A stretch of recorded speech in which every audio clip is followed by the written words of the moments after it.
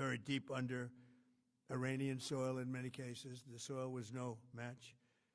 And we're also annihilating the manufacturing base that the regime uses to build drones and missiles at a rate that nobody thought was possible. We're knocking them out. We know where they all are. We're knocking them out very quickly. We're ahead of our initial timeline by a lot. I would say that we probably would not have thought after a month we'd be here, in addition to the fact that we've taken out the leadership twice and maybe three times. And we, as you know, we want to be involved.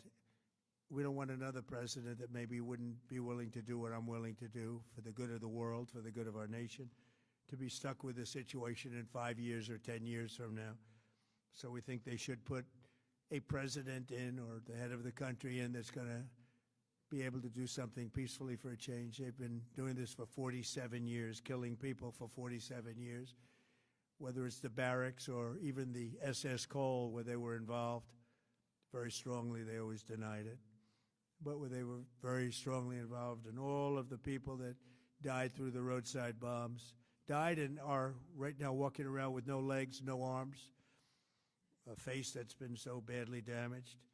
The Iranian regime has been attacking Americans and spreading terror for 47 years, and despite these countless opportunities to renounce their nuclear ambitions, which they had just a short while ago, they told Mr. Witkoff, who is standing right over here, they said, they actually said, we want to keep building. Essentially, in a real nutshell, we want to continue to build nuclear weapons. If we didn't knock out Midnight Hammer, if we didn't knock out their Iranian potential, if we didn't do that with Midnight Hammer, they would have had a nuclear weapon. They would have used it long before now. And at a minimum, Israel would have been annihilated. I was very lucky that we had the courage to do that, that we had the talented pilots and the great equipment. The B-2 bombers are unbelievable. We ordered 25 more, by the way. The newer, better version. It's we have the greatest military in the world. We have the greatest equipment in the world by far. You see that no matter where we go. You still need the people, though, to operate it and to use it. And those are the people that we cherish. Even after we obliterated their key nuclear sites in Operation Midnight Hammer, they never negotiated into good faith. They still continued to say, we want to build nuclear. We want enrichment at levels that were unacceptable. And they even turned down an offer for unlimited free nuclear fuel forever for civilian purposes. We had people offering them free nuclear fuel. They weren't interested in that because they wanted to build a nuclear weapon. So instead, the regime was trying to reconstitute its weapons program at a different site. They couldn't go back to where they were, the 3 sites that we obliterated, but they were starting work at another site, a different site, different kind of a site, and that was protected by granite. They wanted it protected. Granite's pretty good, but they wanted it protected by a lot deeper. They wanted to go a lot deeper, and they started the process while rapidly building conventional ballistic missiles. They were going to do it all at the same time. It threatened our overseas bases and soon could have reached even our homeland. The regime's intention was to use this exponentially growing ballistic missile threat to make it virtually impossible to prevent them from obtaining a nuclear weapon. So as you probably saw, they had a tremendous number of missiles, most of which are now being used or destroyed, and very unsuccessfully used because we have been able, for the most part, to shoot them all down. What incredible technology. The Patriots have been unbelievable, and other things. And the laser technology that we have now is incredible. It's coming out pretty soon. Where literally lasers will do the work of, at a lot less cost, do the work of what the Patriots are doing or what other things are doing. The situation was very quickly approaching the point of no return, and the United States found it intolerable, in my opinion, based on what Steve and Jared and Pete and others were telling me, Marco, so involved, that I thought that they were going to attack us. I thought they would, if we didn't do this at the time we did it, I think they had in mind to attack us. And if you notice, they did something which was very foolish, very stupid, I would say. They attacked their neighbors, and their neighbors were largely neutral, or at least weren't going to be involved, and they got attacked. And it had the reverse effect. The neighbors came onto our side and started attacking them, and actually quite successfully. If you look at Saudi Arabia, you look at UAE, Qatar, and others, but they were strong and they were smart, but they got attacked. Nobody, when I first heard it, I said, no, somebody made a mistake. There was no mistake. UAE had over 1,000 missiles shot at it, knocked them almost all down. On the very first day I came down the escalator in 2015, I said, quote, I will stop Iran from getting nuclear weapons, and all I'm doing is keeping my promise. Think of that. That was in 2015. I said it. It was a threat then and a much bigger threat now, but no longer a threat, not for a long time anyway. We want to keep it that way. As we continue Operation Epic Fury, we're also focused on keeping energy and oil flowing to the world, and I will not allow a terrorist regime to hold the world hostage and attempt to stop the globe's oil supply, and if Iran does anything to do that, they'll get hit at a much, much harder level. I will take out those targets that were easy and that I mentioned just before. We'll take them out so quickly, they'll never be able to recover, ever.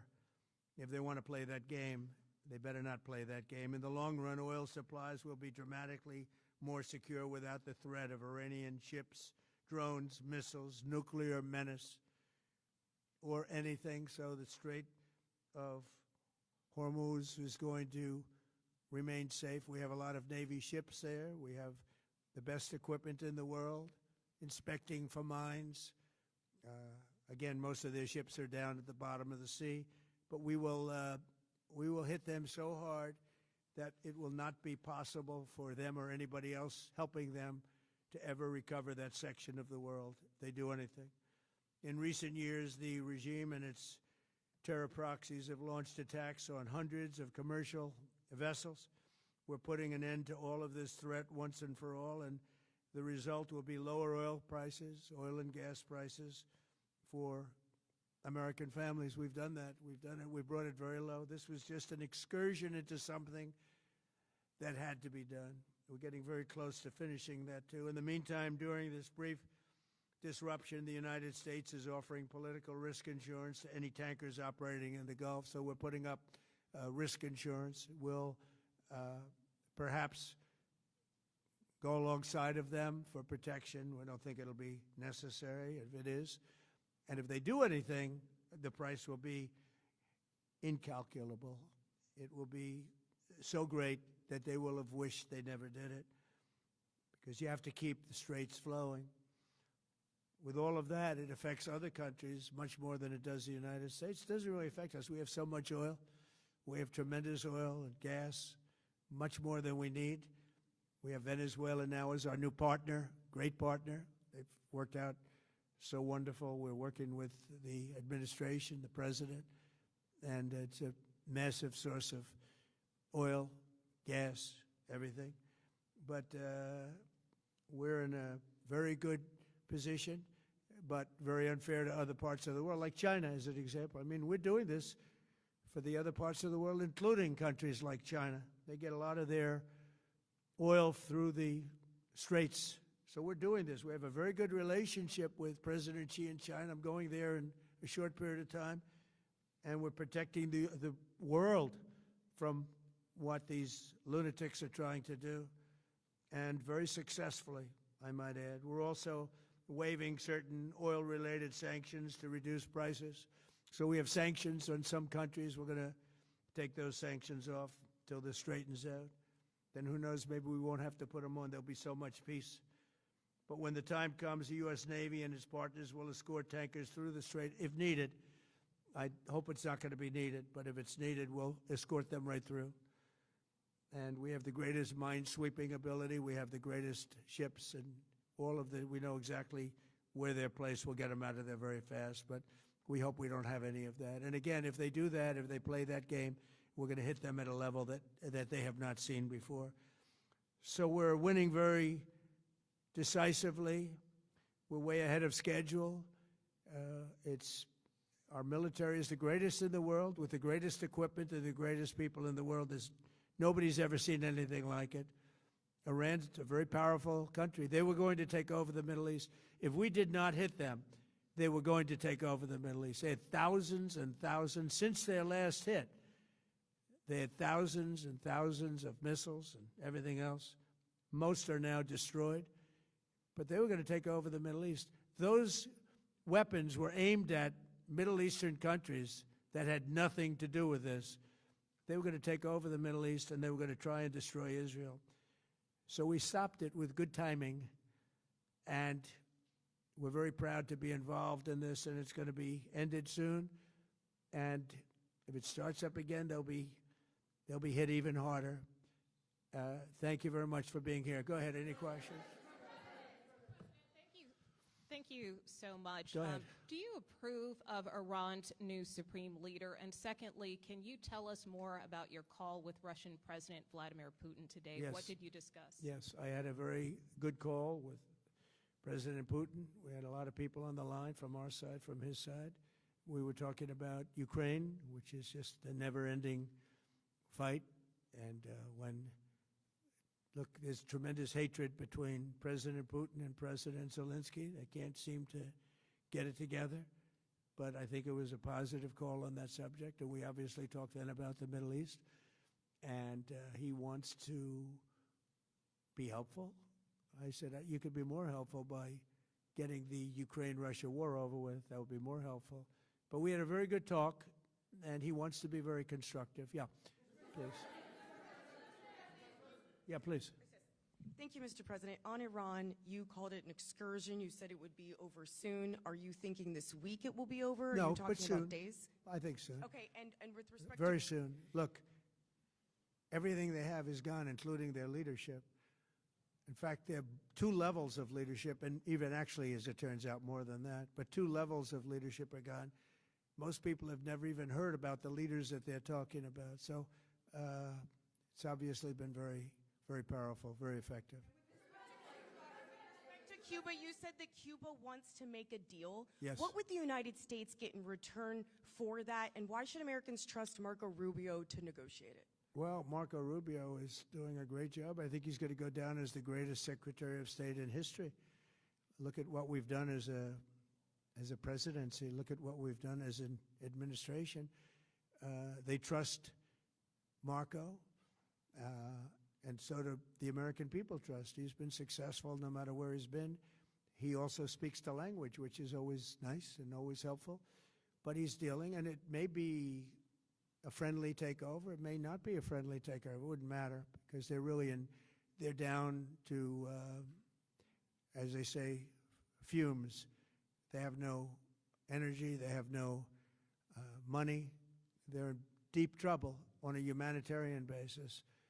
And we don't want to see that, but they were very, very bad to a lot of people, as you know, and a lot of people living the Cuban-American vote, which I got at record levels. Very important. Those people are very important to me. I know what they went through. They went through hell. Some of them have gone on to be some of the most successful people in the country. Cuban-American business people, some of them are like the most successful in the country. And a lot of them are friends of mine, because I've been fighting this battle with them for a long time. The Castro regime was brutal, but they lived off Venezuela. Now they don't live off Venezuela. Sends them no energy, no fuel, no oil, no money, no nothing. They lived without Venezuela. They couldn't have made it. And we cut them off from everything else. So, yeah, they're going to make either a deal, or we'll do it just as easy anyway. Yeah. Please, go ahead. Tomahawk missile likely destroyed that Iranian girls' school. So will the U.S. accept any responsibility? Well, I haven't seen it, and I will say that the Tomahawk, which is one of the most powerful weapons around, is used by, is sold and used by other countries, you know that.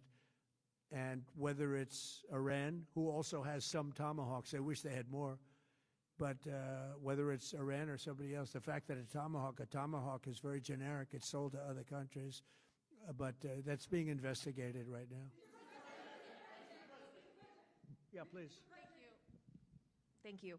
Mr. President, you've said the war is, quote, very complete, but your defense secretary says this is just the beginning. So which is it, and how long should Americans be prepared Well, I think for you could this war say to it last both. for? It's the beginning of building a new country, but they have no Navy, they have no Air Force, they have no anti-aircraft equipment. It's all been blown up. They have no radar, they have no telecommunications, and they have no leadership.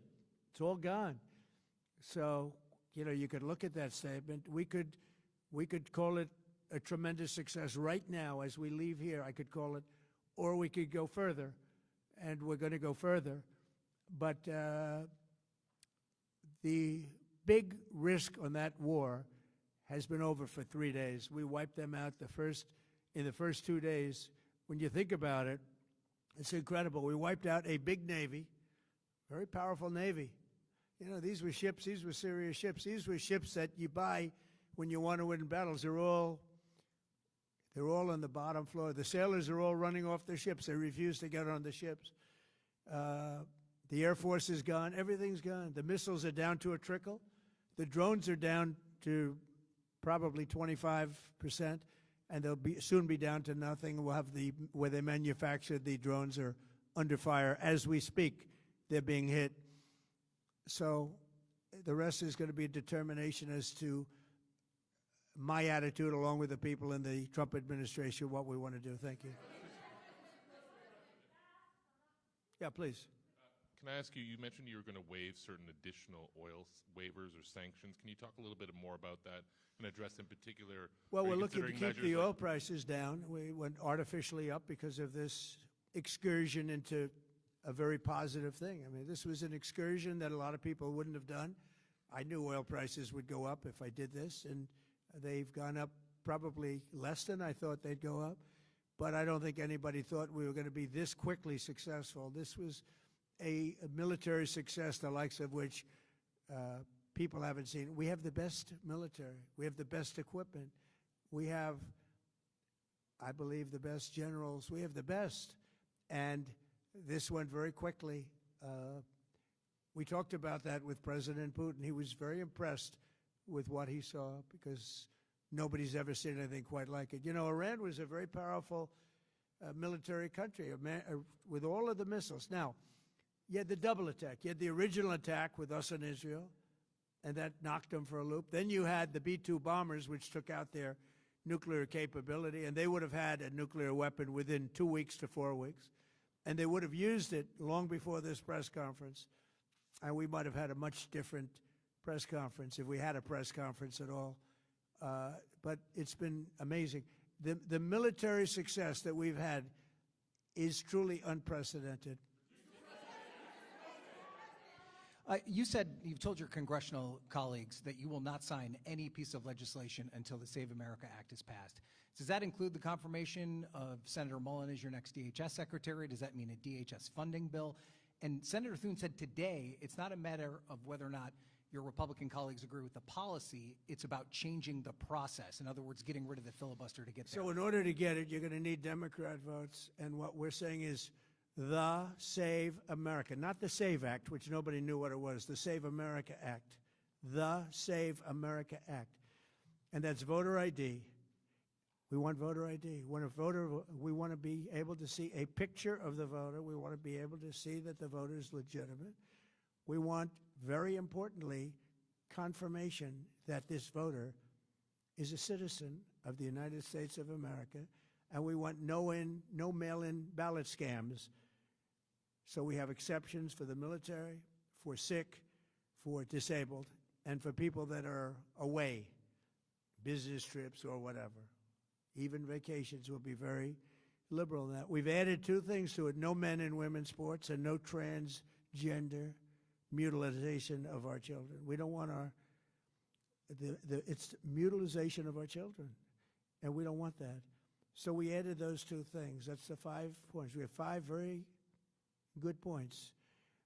It polls at 86% with Democrats.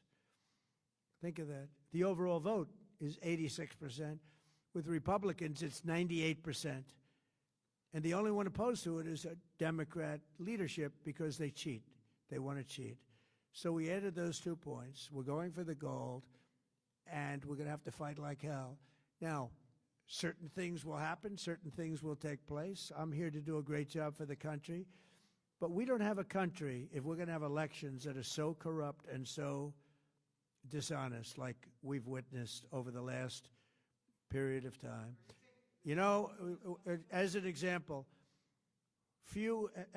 virtually nobody has nobody has a system of mail-in ballots like we have. No other country in the world. France went away from it. They all went, you know why? Because it's corrupt. And Jimmy Carter, when he had a commission, frankly, I think it's probably the best thing Jimmy Carter did. He said, you can't have mail-in voting because it's inherently dishonest. And it's turned out to be totally dishonest, so we're going to fight for it. Yeah. Has Iran activated any sleeper cells inside the U.S.? There's reports that they have pressed that trigger button to activate those cells, at least abroad. Well, they've been trying for a long time. We've been very much on top of it. One of the things we have to do is get the Democrats to stop the Democrat shutdown, because, as you know, the apparatus that looks into that, Schumer and the Democrats have shut it down, which tells you they probably hate our country a lot. But the Democrats have to open that up. But we've got very, very good intelligence into that. We know a lot of different things that have happened that have been very bad. A lot of them came in during the Biden open border period, but we have them under, we've got them, we're watching every single one of them. Yeah, we know a lot about them.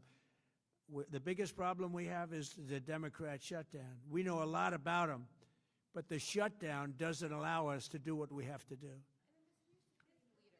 Do you have to take him out? Does he have a target on his back? You mean the new supreme leader? You mean the son? How can there be an Iran with Well, another I don't Ayatollah? want to say that, but you know, I was disappointed because we think it's going to lead to just more of the same problem for the country. So I was disappointed to see their choice. Thank you, sir. You've said you have someone in mind to be the new Iranian leadership, if not the Ayatollah's son. What are you looking for in that person? Are you looking at someone internal, given that you just said that their leadership has been I decimated like the and idea wiped of out? internal and eternal, come to think of it. But I like the idea of internal because it works well. I mean, I think we've proven that so far in Venezuela. We have a woman, Delcy, who has been, president of the country, very respected, she's doing a great job. And it's, no disruption. We had, as you remember, Iraq, where everybody got fired. The military got fired, the police got fired, the politicians got fired. There was nobody. And you know what they turned into? ISIS. And we don't want that. We don't want that. So I would like to see people that are inside go. Now, they talk about the son of the Shah. They talk about other people. But, hasn't been there in many, many years. We have a formula that's been very good so far, and I think it'll continue to be good. The relationship is extraordinary with Venezuela, smart country. We've taken out 100 million barrels of oil. It's right now in Houston being taken care of and made so beautiful. And you have to see this at work. They have, it's brought to the refineries. It's being refined in Houston, which is made exactly for that product. And so far, but it's 100 million barrels of oil, and now they have another 100 million barrels coming. And it's like a partnership. We're getting along so well with them. It's great for Venezuela, and it's great for the United States. Yeah, please go ahead. Mr. President, you just suggested that Iran somehow got its hands on a Tomahawk and bombed its own elementary school on the first day of the war. But you're the only person in your government saying this. Even your defense secretary wouldn't say that when he was asked, standing over your shoulder on your plane on Saturday. Why are you the only person saying this? Because I just don't know enough about it. I think it's something that I was told is under investigation. But Tomahawks are used by others, as you know. Numerous other nations have Tomahawks. They buy them from us. But I will certainly, whatever the report shows, I'm willing to live with that report. Yeah, please. You said earlier that we've already won in many ways, but we haven't won enough. What do you consider enough? What's your baseline? Where they're this not going to conflict? be starting the following day to develop a nuclear weapon, where they'll look at that man and some other people from the administration and say, all right, we're not going to do it. They were not willing to say that. And when Steve called up and he said that to me, I said, well, here we go. Let's do it the hard way. But the hard way, I think, is probably the easy way. When basically I can see that they will no longer have any capacity whatsoever for a very long period of time of developing weaponry that could be used against the United States, Israel, or any of our allies. We have great allies in the Middle East, great countries that are allies. And they were staying out of it until they got hit. Someday they'll have to do a story. Why did he do that? Why did they do that? But they were going to hit them. If I didn't hit them first, they were going to hit our allies first. I believe, upon information and belief, but I believe that he was going to, they were going to take over the Middle East. They were looking to take over the Middle East. Now, had Operation Midnight Hammer not taken place, that was definite, because they would have had a nuclear weapon within a matter of weeks. But that took place. That was a setback. But look at the number of missiles they were able to buy and make over the last 6 months. And those missiles were aimed at various countries. And when you look at over 1,000 missiles shot at like UAE, they were looking to take over the Middle East. We got there first. We're lucky. I'll tell you what, the Middle East and those countries, very rich countries, are very lucky that I was president instead of somebody else.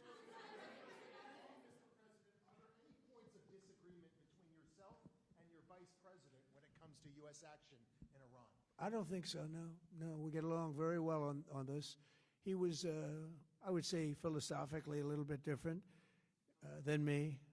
I think he was maybe less enthusiastic about going, but he was quite enthusiastic. But I felt it was something we had to do. I didn't feel we had a choice. If we didn't do it, they would have done it to us. I felt, based on the negotiations that were being had by Steve Witkoff and Jared Kushner and Marco and Pete, and everybody was involved, I felt that they were looking to tap us along before they hit, and I thought they were going to hit. And if they hit us first, that would have been a very bad thing. In the back, please, in the back.